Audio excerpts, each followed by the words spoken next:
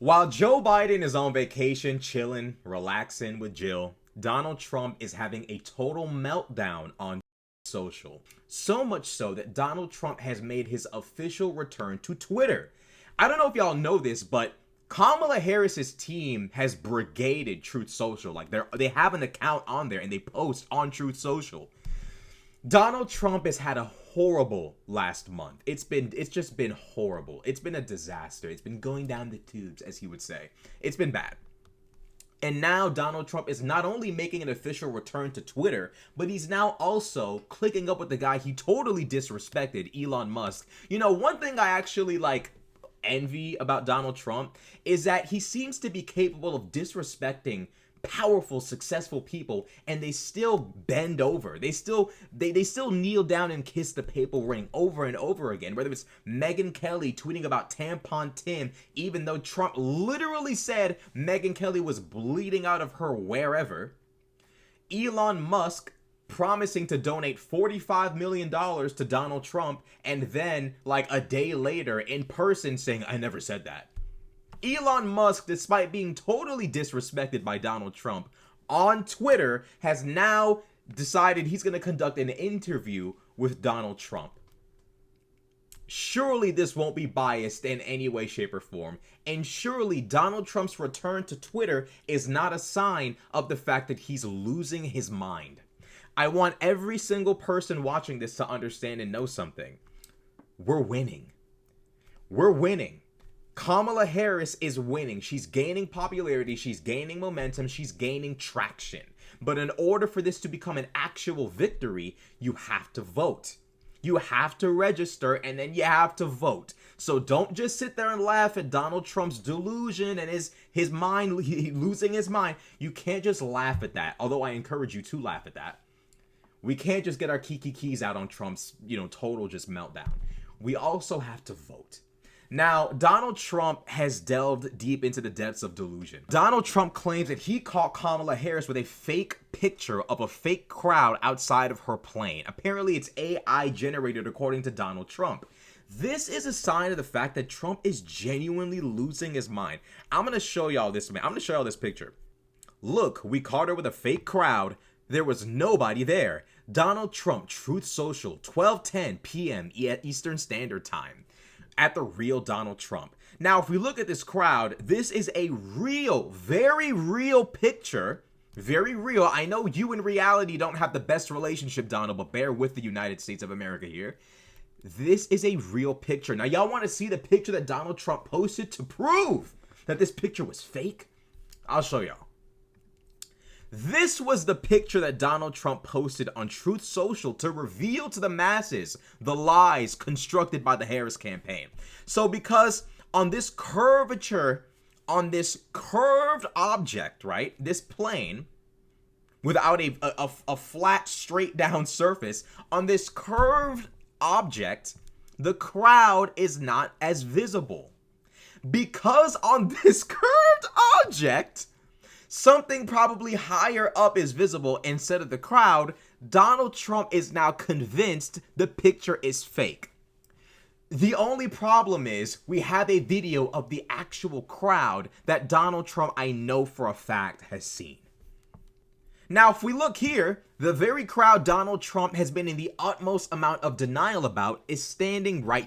They're standing right there. They're in the faces of everybody. Everybody can see them. But for some reason, Donald Trump thinks that this picture, you know what? Forget it. He doesn't believe it's fake. He knows it's not fake. Donald Trump is in denial, and he's incredibly attached to the way other people perceive him. If Kamala Harris has big crowds, that can't be right. Oh no. That can't be right. That's not normal. That makes no sense. There's no possible way. Donald Trump is in repeated, consistent denial of reality. He's been that way his entire life, but now it's really highlighting itself, so much so that his panicking has reached new lows. He has now returned to Twitter as a result of Kamala Harris's popularity becoming a little bit too big for him. Now he's back. Now he's made his return to Twitter. Now he's back because he can't handle Kamala Harris's crowds actually being that big. And what's ironic is the fact that Donald Trump, the reason why her crowds are this big is it's not just because she's young, intelligent, smarter than you, more accomplished and qualified than you. Oh no, it's not just those things that are actually a part of reality which you deny. It's also because you're insane. You are unbelievably insane. You represent a misogynistic, homophobic, transphobic, racist movement, and people are terrified of you.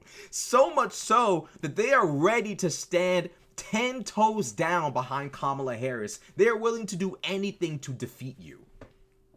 And it brings me to my second point of this video. Donald Trump's supporters have been scrambling. Tim Pool memeing about how he's going to vote for RFK, but we know that deep down inside, he understands the Trump campaign is suffering. Joe Rogan talking about how he's supporting RFK. Nick Fuentes pulling his support a month ago because there were too many brown people at the RNC. Oh, by the way, speaking of Fuentes, he has now declared a Groyper war on the Trump campaign. So now Fuentes supporters have brigaded Truth Social, and they're angry at the Trump campaign because the campaign isn't doing well. Let me explain something to all Trump supporters who are freaking out about the campaign, and it's the fault of this advisor and that advisor, and if only Trump were freed from the shackles of these horrible advisors, he would be a star again. He'd be just as big as he used to be, and the campaign would be back on track. Let me explain something to y'all that you don't seem to be understanding. When Donald Trump goes to the National Assembly of Black Journalists and sits there for like 20-something minutes and harps on whether Kamala is black or not, that's the real Donald Trump. No pun intended. That's the real Donald Trump. When Donald Trump gets on Truth Social and talks about Kamala Harris's blackness, that's the real Donald Trump. I don't know what to tell you. I don't know. What do y'all want to hear? When Donald Trump gets on stage and talks about how his January 6th protest rally was even bigger than Martin Luther King's I Have a Dream speech, when he says that, that's the real Donald Trump talking. When Donald Trump makes up stories about him and Willie Brown being on a helicopter that almost crashed, that's the real Donald Trump. The problem is, the divisive, racist, sexist, tripped up there, rhetoric that earned him so many supporters has reached its ceiling. And a significant amount of Americans have now gained hope because Joe Biden has stepped down and allowed Kamala Harris to now step up. And that bothers a lot of you. It bothers a lot of you. It makes you uncomfortable that he's losing momentum, but I'm trying to explain to you guys, Donald Trump is the same guy. It's the same divisive rhetoric. It's the same disrespectful rhetoric. It's the same insanity. Part of Donald Trump's issue is his inability to not engage in this kind of rhetoric and behavior. I don't know if Trump supporters know this or not, but if you actually listen to people who used to work for Trump, like Alyssa Farah Griffin, I shout her out all the time. I hope one day she sees my content. Alyssa Farah Griffin, who like completely pulled me away from the MAGA movement with her Frontline PBS interview, she talks extensively about her and many other Trump White House staffers, trying to tell Trump, please walk back this tweet, walk back that tweet. When the looting starts, the shooting starts, please walk this back. Talking about bleach and all of that, injecting, please walk this back. Donald Trump's presidency is littered with moments of him saying things that people have begged him to take back. The Donald Trump you see who continues to say things that are harming his campaign, that is the real Donald Trump. The advisors are the ones who have been telling him, please don't say that, please don't say this, please don't say that. You want to know who continuously, just does whatever he wants to do? Donald Trump. He doesn't listen. He don't listen. That's his problem. He don't listen.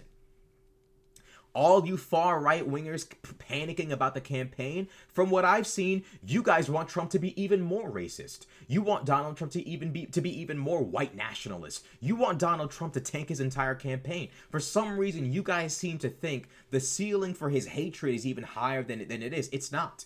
Donald Trump has reached the ceiling.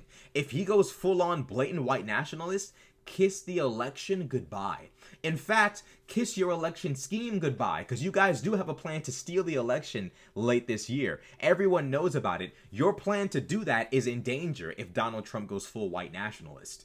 It's going to be really, really hard for a lot of Republican politicians to participate in a scheme to put him in office if it means aligning with a literal public white nationalist.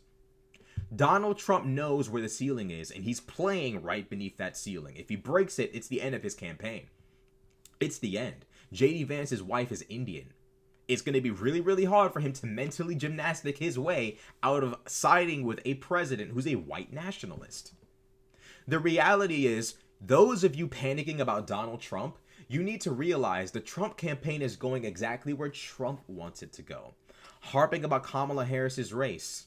Harping about Kamala Harris being DEI. Talking about how the January 6th crowd was bigger than the I have. All of this is Donald Trump being himself. The problem is, it's not working anymore. In fact, it's working against him. It's pushing more and more people toward Kamala Harris. And instead of saying, Donald Trump, you really should try to be a little bit more inclusive, a little bit more polite. Instead, you guys' solution for him is to double down on the racism. You are deluded and Trump is deluded. Donald Trump is now panicking so much so that he has now returned to Twitter.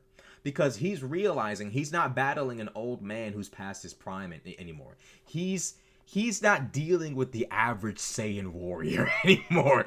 He is now beefing with Kamala Harris. And it's not going well for him. And he knows that. So now he has returned to Twitter to do Twitter warfare with Kamala Harris. And it's not going to work.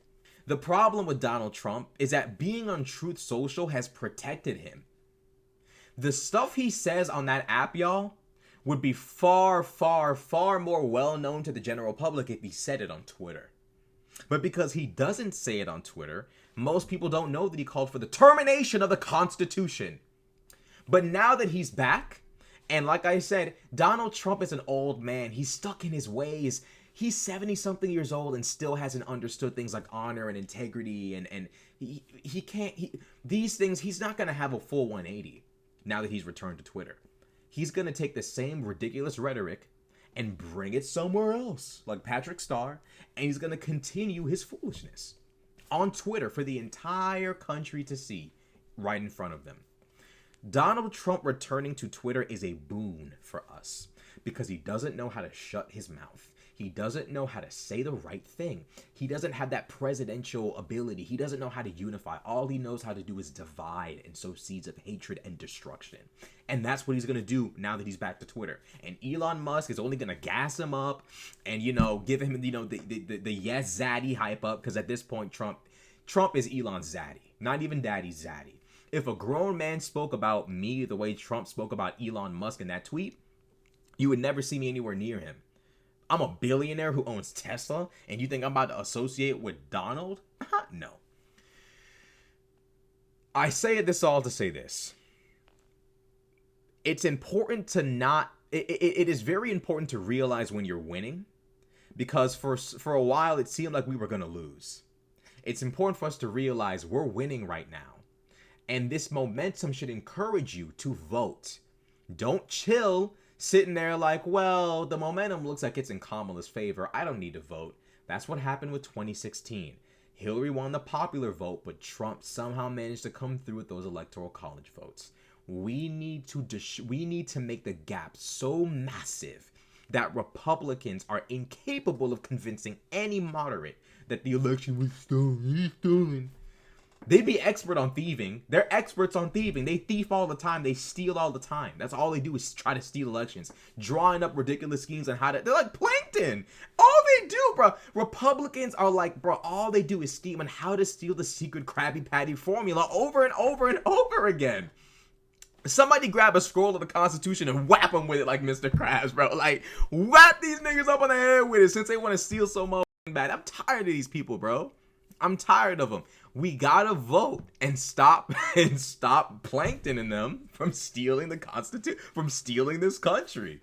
It's facts, bro. Like, they're sitting there panicking. Trump, the answer is for you to be even more racist than last time.